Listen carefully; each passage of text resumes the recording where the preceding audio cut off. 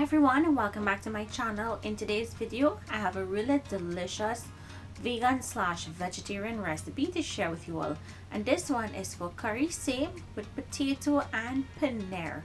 You all are going to love this one. It's great with rice and dal or with roti. So if you'd like to see how to make this, keep watching.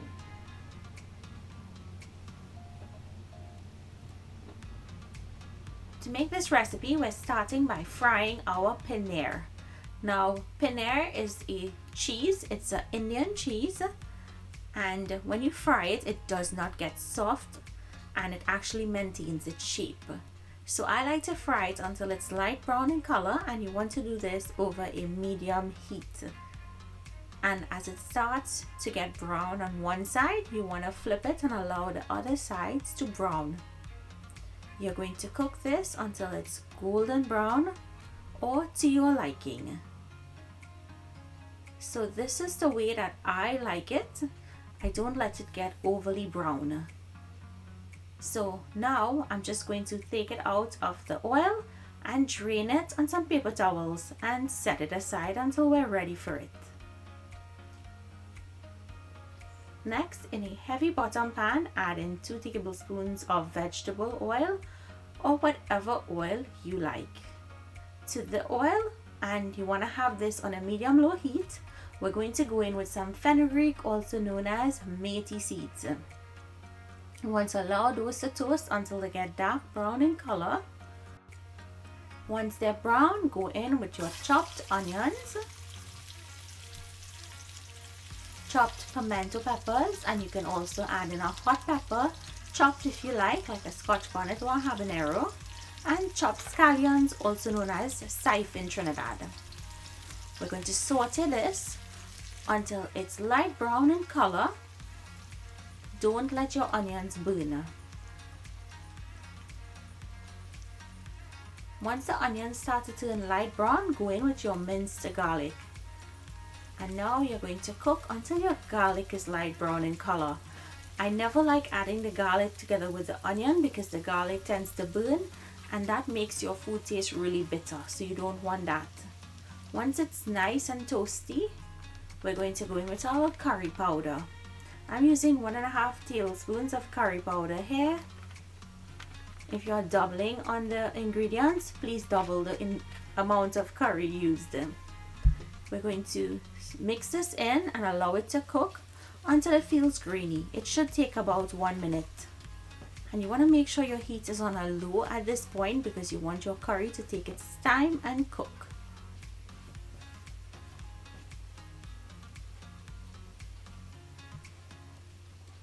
Once your curry has been cooking for that minute, go in, make sure it's grainy, and once it feels grainy, add in some water. It's going to help it to continue to cook. Give it a mix and allow it to cook until it starts to thicken.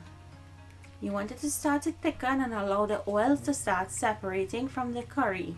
When this happens, that's your indication that your curry is finished cooking.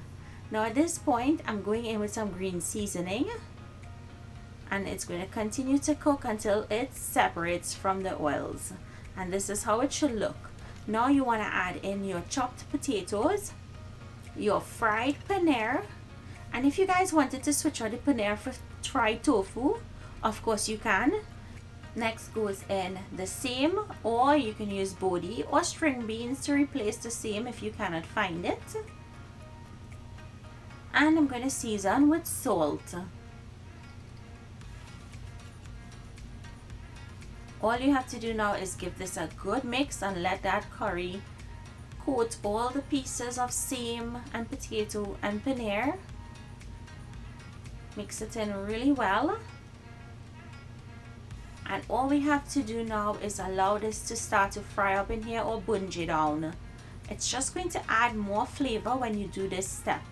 So allow it to fry up for about 5 minutes, after which you'll cover it. And you're going to cover it and allow it to cook covered for about 10 minutes.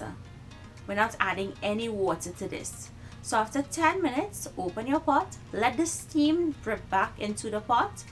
I like to do it this way. If you don't want to let the steam drip back, of course it's okay, but it's already cooking in there, so the steam is clean.